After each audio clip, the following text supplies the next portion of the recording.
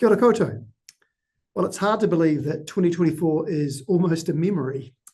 Only 27 shopping days until Christmas, one of my teenagers cheerfully informed me this morning.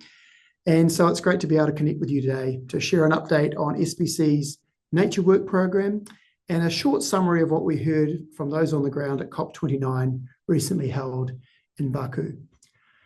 As you'll be well aware, nature is emerging as a key point of difference for businesses, and many companies, including SBC members, already lead out on nature initiatives.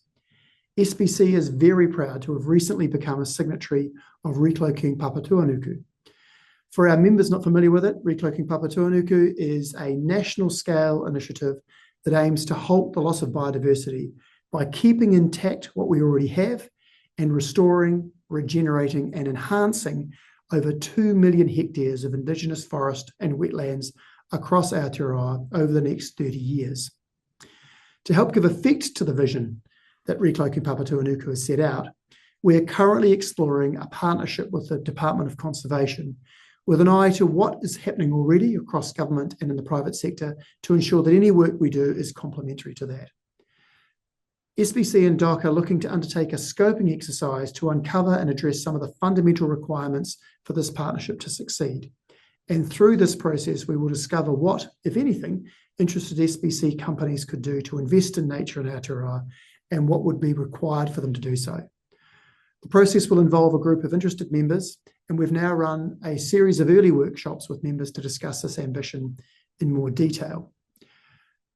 We are partnering with a company called Pollination, who will be known to some of you, and we are hoping to have a scoping report complete by February. If you're interested in this work and you've not been involved to date, it's not too late.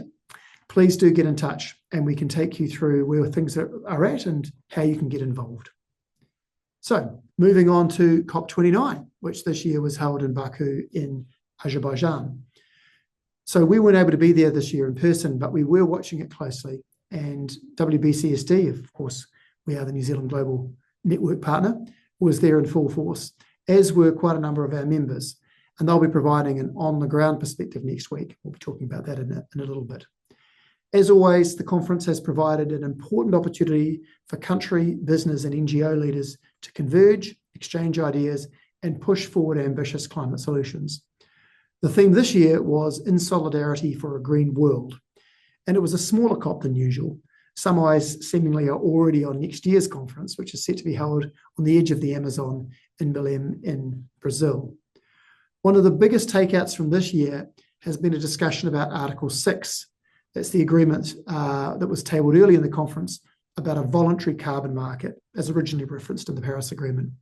So after many, many years of delay, this finally got over the line with the assistance of New Zealand's co-chairing. But what was landed on is more incremental than some had hoped for. We'll have more on that next week when we'll have some people from the conference actually talking to you about what this means. Climate finance as it relates to loss and damage was also at the heart of this COP, and you would have heard a lot about this in the news. In essence, this is a tussle over who's going to pay for the transition and how those countries who have emitted the most, mainly developed and emerging economies, can compensate those who will be affected most and are least able to adapt, mainly developing countries. The outcome was that loss and damage financing tripled from approximately $100 billion per annum to around $300 billion per annum. But this still fell significantly short of what developing countries were asking for, which was more in the region of $1.3 trillion per annum. So around about 4 times more than what was pledged. New Zealand government's already said that they're going to contribute into this fund, but I think we can watch that space for more conversations, particularly in the lead up to Brazil.